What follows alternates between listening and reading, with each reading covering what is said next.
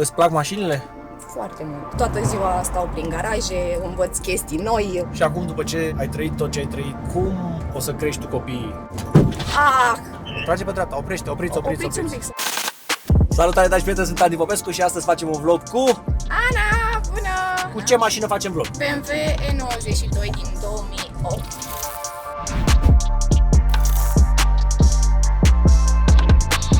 E92 din 2008, Forță mașina, îmi place, e Pantera Rosa, aș putea spune. Îți mulțumesc din suflet, mă bucur că îți place. Ce motor are? 2.0 diesel, este softat, are un Stage 1. Deci ai dat 30 de km+. Da. Cea mai ușoară chestie să tunezi o mașină este să-i pui soft. Te duci, i-a băgat calculator Exact. și i-a dat 30 de km+. Exact. Dar asta merge doar la mașinile cu turbină. Atenție, Da. dacă n-ai turbină, dacă e motor aspirat, nu prea câștigi aproape nimic. Știu și eu câteva chestii așa din mecanică, pentru că fratele meu este mecanic. Toată ziua stau prin garaje, învăț chestii noi, de asta mă și atrage foarte mult și îmi și place. Și atrage privirile, nu toate fetele sunt pasionate, să spun, de chestia asta. Îți plac mașinile? Foarte mult. Este o pasiune, este o pasiune de când eram eu mică, cred că se datorează părinților, sincer. Tatăl meu era foarte pasionat de mașini, adică îi plăceau mașinile, îi plăcea să conducă. Eu am făcut sport de performanță și mă ducea mereu la gimnastică și îmi plăcea foarte mult că avea un condus foarte, foarte agresiv. De-aia ți-ai luat o cutie manuală, văd. Da, mi se pare mai Ai jucăușă. control. Da, Ai controlul mare. exact. Ai dezavantaje și avantaje. Avantajul e că ai controlul. Singurul dezavantaj pe care îl văd este într-adevăr traficul din București, ambreiaj întâia liber, dar în schimb, în rest, mi-e place foarte mult. Arată foarte bine, îmi place foarte mult modelul ăsta că este coupe. Întotdeauna BMW-urile coupe au fost tari. Eu consider că orice mașină, dacă o întreții, bagi niște bănuți în ea la modul, nu zic acum să-ți cheltui toate resursele, dar mă refer să ai grijă de ea încât să ai o mașină îngrijită, frumoasă, să nu-ți fie rușine să ieși cu ea pe stradă. Băi, e frumoasă mașina, na? Adică chiar îmi place și interiorul ăsta maro, că și eu am o mașină cu interiorul maro. Și unde ai colantat interiorul ăsta, roz? La mine acasă. La tine acasă? Da. Și cine ți l-a făcut? Eu. Tu l-ai făcut? Ai făcut interiorul? Da. Poți vedea pe aici că nu-i făcut cum trebuie, dar... Dar ai făcut de tine. Da. Mă rămăsese ceva colant de când am colantat mașina integral și a rămas colant. Și am zis, băi, de ce să o las gri înăuntru? Eu jur că nu aș fi fost în stare să fac ce ai făcut tu, să colantezi mașina la interior. Am fost ajutată, nu pot să zic că n-am primit ajutor, dar nu sunt așa complicate, am făcut astea și imediat la colantare. Și exteriorul unde l-ai colantat? Undeva la Rucăr, a fost cumva prin recomandare. Cât a costat? Colantul a fost 1200 de euro. A fost ceva, de unde l-ai luat? Am înțeles, colantul ăsta a venit de undeva din America și am așteptat după el vreo 2 săptămâni, ce drept. De cine l-a luat din China? Uite, să știi că eu am luat colant din China, știi cât am dat pe el? 20 de milioane, 2000 de lei. Adică, uite, asta e un sfat pentru ascultători. Pe viitor. Nu vă luați din state, luați-vă direct din China. Da. Mie îmi plac lucrurile astea țipătoare, știi? Și mie la fel, atrag atenția în primul rând foarte Știu. mult. Îți place să atragi atenția? Da. Și mie. Și mie îmi place. Înseamnă că, știi ce înseamnă asta? Fii atent. Înseamnă că nu am avut parte de atenție atunci când eram mici. Și atunci ne place atenție. Da, Tu ai avut parte de atenție când erai mic? Ai deschis un subiect foarte, foarte sensibil. De ce? Nu am avut parte de atenție. Nu pot să spun lucrul ăsta, adică slavă cerului, mulțumesc lui Dumnezeu, am fost un copil care a fost iubit, nu de părinții lui, dar a fost iubit de către alți oameni care au știut să ofere iubire. Sunt înfiată. Da? Da. Sunt înfiată de când aveam 5 anișori. Îmi cunosc părinții mei îi cunosc, adică țin legătura cu tatăl meu, cu mama nu mai țin legătura. Biologic, adică? Da. Biologic. Da, cu tatăl biologic țin legătura, însă cu mama nu. Am un frate Da? care este mecanic. Avem o poveste mai lacrimogenă, dacă vrei să-i spun așa. Ce s-a întâmplat cu tine după ce ai fost născut? Ai fost dată la casa de copii sau ce? Nu, am fost dată în stânga și în dreapta. Am stat și la părinții mei biologici acasă, doar că acolo se petreceau foarte multe lucruri urâte. Lucruri pe care n-ar trebui să le vadă. Apoi am plecat la bunica mea, care stătea la un sat distanță. Acolo am stat aproximativ, nu știu, cred că un an de zile. Povestea, de fapt, este că tatăl meu adoptiv este verișor de un grad mai îndepărtat cu mama mea naturală. El știa povestea mea, știa că mama urmează să plece în Italia, ea a ales să ne părăsească și să plece în Italia. A venit, m-a luat de acolo. Singurul lucru care m-a întrebat atunci a fost doar dacă vreau să vin la București, însă fratele meu a rămas acolo cu părinții noștri. Dar n-am înțeles de ce n-ai mai fost cu părinții după ce te-ai născut. Sincer să spun, nu știu să-ți dau un răspuns concret la chestia asta. Eu tind să cred că probabil au fost niște neînțelegeri între ei. Vezi că copiii simt, chiar dacă ai câțiva anișori. Exact, și sunt Bine, lasă traume. Da, exact, adică simți ca și copil unde ți-e bine, unde vei fi iubit, cine te acceptă, cine nu te acceptă. Probabil în viața mea de adult pe viitor voi avea foarte, foarte multe de învățat din chestia asta. În momentul de față îmi urmez visurile, fac ceea ce îmi place. Nu simți că ești mai independentă? Mult mai independentă. Pentru că asta te face. Da, asta m-am maturizat foarte mult. Nu sunt fata lui tati, nici fata lui mami, nici fata nimănui. Sunt Ana pentru cont propriu, câștig banii mei, conduc mașina mea, stau în chiria mea, plătită de mine.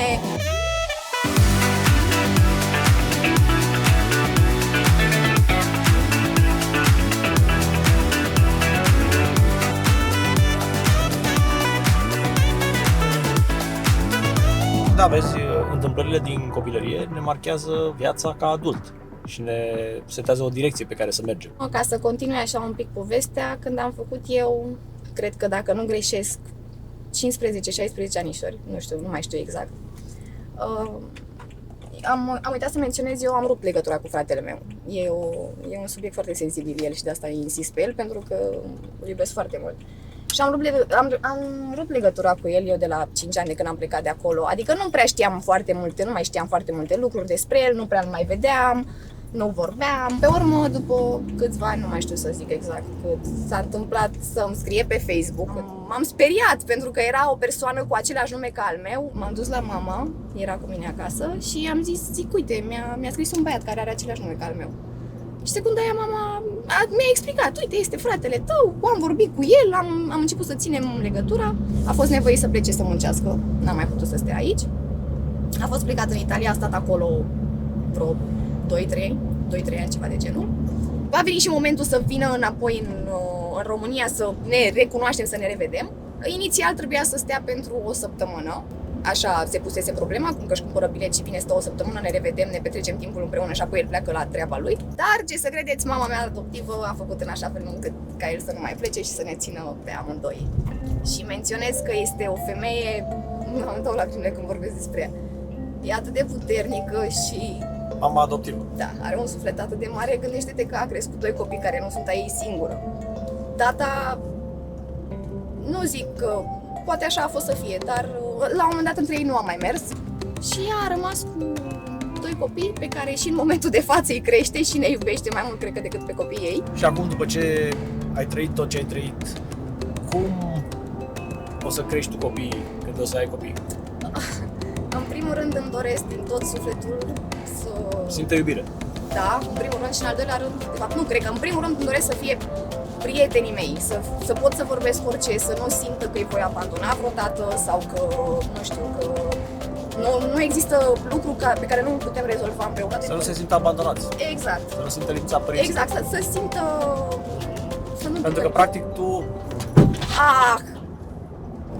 Ia, trage pe dreapta. N-are nimic, bara? Trage pe dreapta, opriți. Opriți un pic, să văd dacă nu cumva a sărit colantul, eu știu.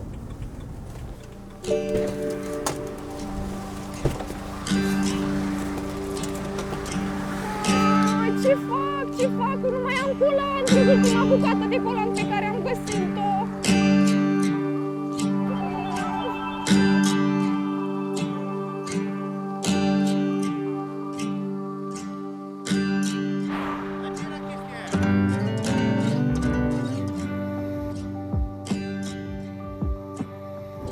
Am revenit, din păcate, pe autostradă era o bucată de aluminiu sau o bucată de fier și mașina din fața a trecut peste și nu se putea evita și Ana, din păcate, a lovit cu bara față și a ricoșat din această mașină mașina din spate și mașina din spate a avut un oarecare damage și chiar îmi pare super rău, Ana, pentru ce s-a întâmplat, dar nu aveai cum să eviți. Chiar nu aveai cum să eviți. Aveam și 100 la oră, eram pe autostradă. Pe autostradă n-ar trebui să fie lucruri care să sară în sus. Băieți, asta se mai întâmplă, o să vedeți ceva foarte, nu cred că amuzant. Amuzant pentru mine, cu siguranță nu o să fie. Poate pentru voi o să fie amuzant. Hai să vedem ce s-a întâmplat. Aici avem un damage, Da. dar pare că ar fi din fibră? Da, capota și bara sunt ambele făcute din fibră, deci probabil s-a spart fibra mai mult ca sigur. Acolo a sărit colantul, probabil, nu? Da, aici a sărit și colantul și văd că și fibra cu cu totul. Probabil cum a lovit placa aia ce a fost aia. Și aici un pic pe nasul ăsta. Da, uite, și pe grilă. Grila merge vopsită, dar colantul este un pic mai pretențios și mai complicat, că ți-am zis, nu-l mai găsesc pe stoc. Oare e cumva vreun semn să recolantezi mașina? Când ai colantat mașina? Anul trecut. Ai deja un an cu ea. Câți ani mai vrei să ții culoarea asta? Că găsim altă culoare.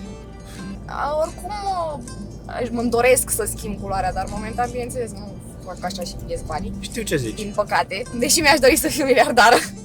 Dar oricum voiam să schimb culoarea, nu era probabil momentul cel mai potrivit în momentul. Fibra se rezolvă ușor. Câți ani ai tu? 21. La 20 de ani să fi avut și eu o mașină de asta. Știi ce mașină aveam eu? Da, chiar. Ce? Eu mi-am luat până la urmă un Opel Calibra. Și a doua mașină a fost un BMW din 94. BMW 36 din 94 și l-am cumpărat în 2002. Wow. Deci mașina avea vreo 8 ani, Da, 94-2008. da. Și era un BMW și mă uitam la BMW-ul ăla ca la Dumnezeu. Că avea motor de 2,5 litri, 192 de cai. Păi mașina cu 200 de cai Pe acum 20 de vremea ani. aia Era bombă. top. Hai să citim ceva întrebări de la public, de pe Instagram. Prima întrebare, cât consumă? Depinde cât de tare o alergi. 8, 9, a verificat-o pe Car Vertical înainte să o cumpere? Da, am verificat-o pe Car Ai Vertical. verificat-o? Da. Trage de cai ei, are linie mașina? Trage de 200 de cai și îmi place cum merge. Uite, merge rotund, adică pentru o mașină de 14 ani merge extraordinar de bine, frate. Câți kilometri am parcurs cu ea? 30.000. 30.000 și mașina are 308.000. Deci ai luat-o pe la 270.000. Da. Este 335i sau 330? Este 320. 320 diesel. Consumă puțin. Următoarea mașină, îmi doresc un Seria 4, 3000 benzină. Prefer manuală sau automată? Eu personal prefer manuală pentru că m-am obișnuit cu ea și îmi place să învârt în mămăligă și mi se pare mult mai fun, nu știu de ce. Mi se pare că simt eu acolo puterea mașinii și schimb eu vitezele când simt eu că trebuie să le schimb. Îmi place mașina și îmi place că la banii ăștia nu știu ce mașină poți să-ți iei ca să fie atât de mișto. Adică e o mașină care arată mult mai scump decât Este, de fapt. este, da. Da, și asta datorită ție, pentru că tu ai făcut-o frumoasă și ai pus dragoste în ea. Ți-a plăcut să faci chestia asta. Și când faci chestia asta cu plăcere, nu simți că muncești, simți că muncești pentru tine. Da, când vezi rezultatul, parcă ai uitat de toată munca ce a fost în spate și bani și orice ar fi, nu se mai pune problema. Da, te înțeleg de ce ai suferit atâta în momentul când s-a întâmplat chestia asta nefericită pe autostradă. Asta este. Ok, acesta a fost vlogul. Lăsați un like sau un dislike. Lăsați un comentariu. O să citim toate comentariile. Și noi hai să zburăm în Tesla. Uite, scrie. Mamă, am speriat! Vai de capul mi-a zburat inima! Ce-a fost asta, mă, nene? Doamne, nu știu că trăiesc! Da, mă, n-ai cum! Să-mi revin așa din șoc! Fac. Deci dai tare, da? Da. Dai tare! E mișto rău! Mamă, cum e! E tare rău de tot!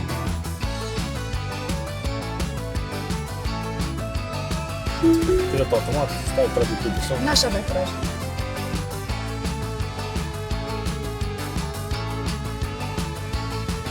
Vezi și bine conduce? Da. Mai bine ca mine.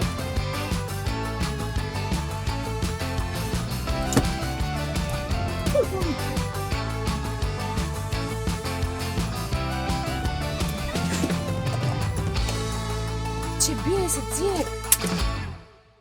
Cred că doamnele te-a recunoscut. Se uita la tine. Doamnă? Da, se uita la tine pe geam. Doamnele nu se uită la vlogurile mele.